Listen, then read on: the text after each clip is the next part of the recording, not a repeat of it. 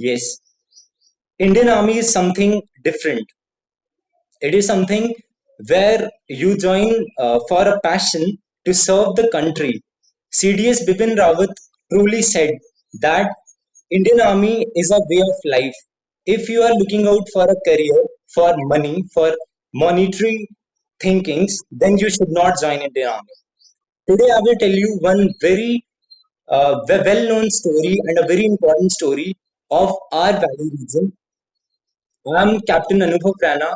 My regiment number is 1DS19CS026. My regiment is Computer Science and it is located at Kumaraswamy Layout in Bangalore. And I am basically a resident of Valley region, the Jammu region, which is the northernmost state of our country. So, guys, the person about whom I'm gonna tell today is Lieutenant General R.R. Norkhor. Lieutenant General is the second highest rank in the Indian Army.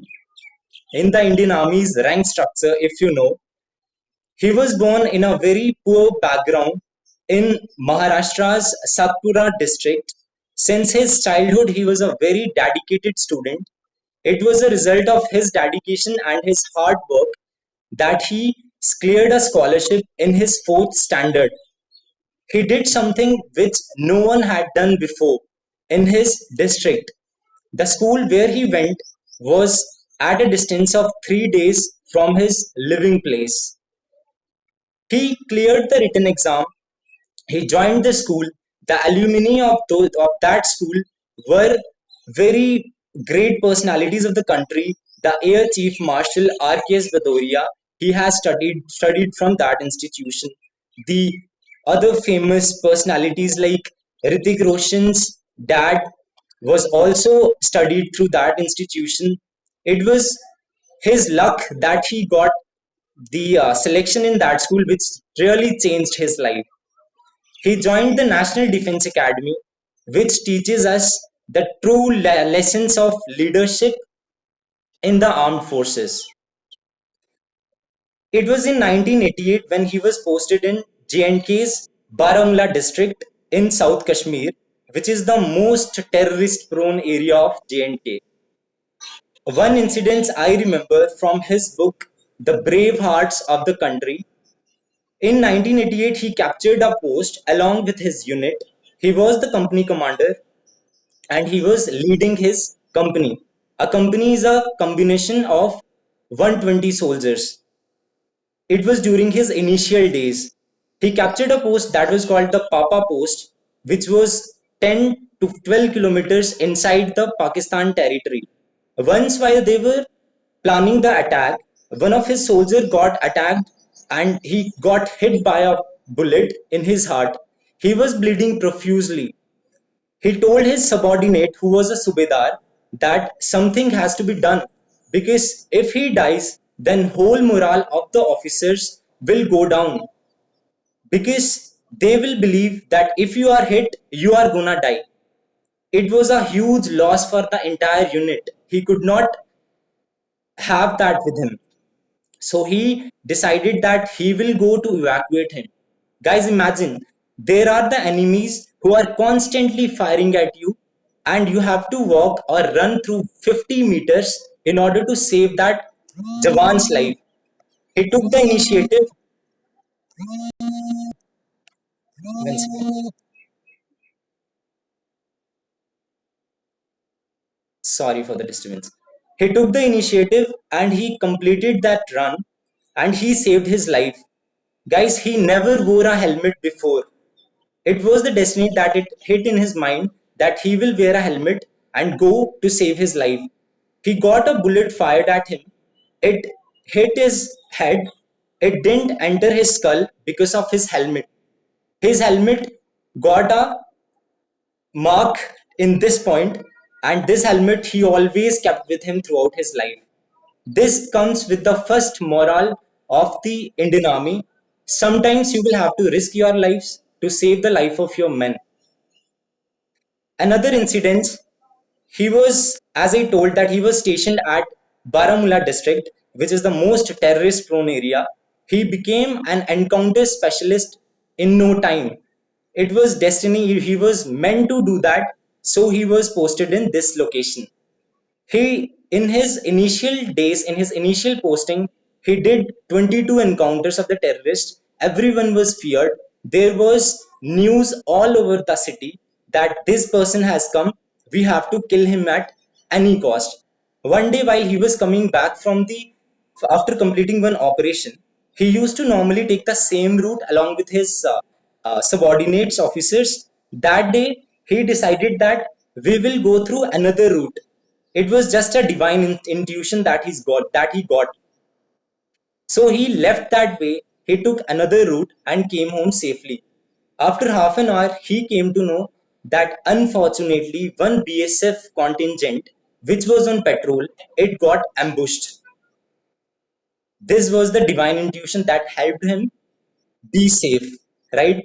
So here he tells the second lesson, that all the leaders have to have this sixth sense in them, which is a combination of the hard work, the way they understand things, and the divine help. Uri surgical strike, you all would have heard of it. Can I know from someone the date of Uri surgical strike? You can tell me the year also. Okay, any defense aspirant here?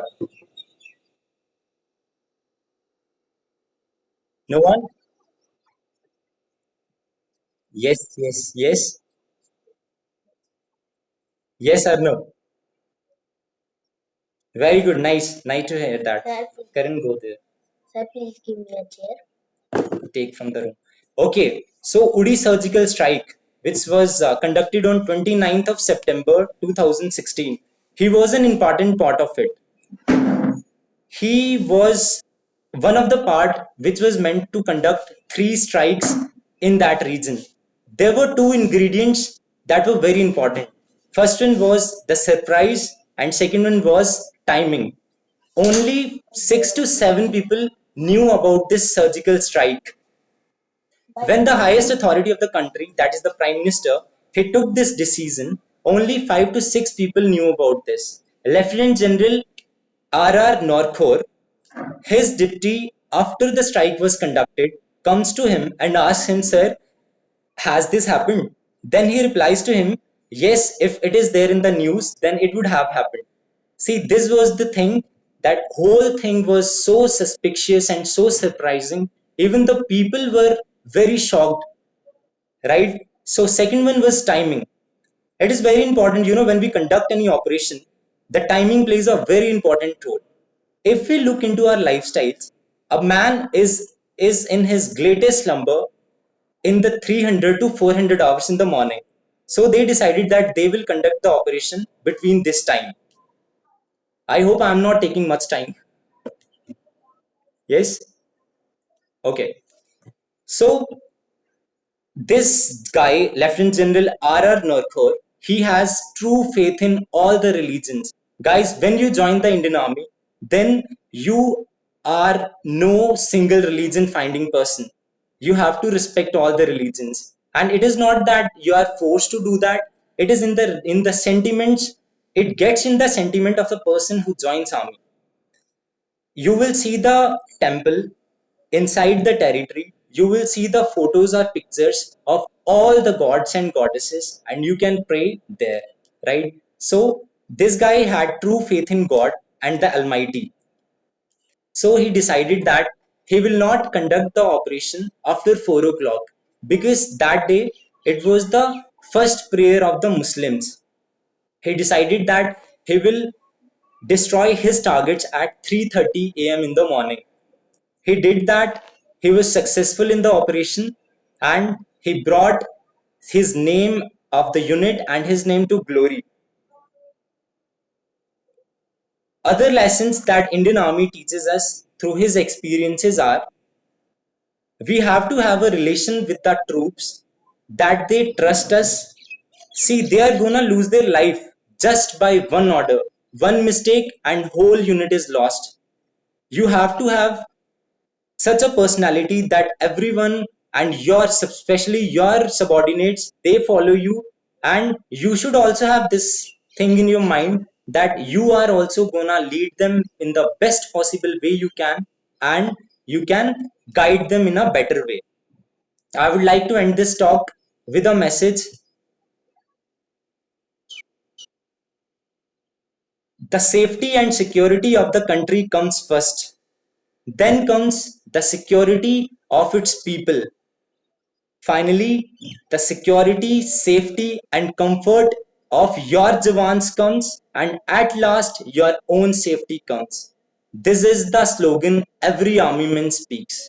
Thank you, Jahind. It was nice interacting with you. Best of luck for your futures. Thank you.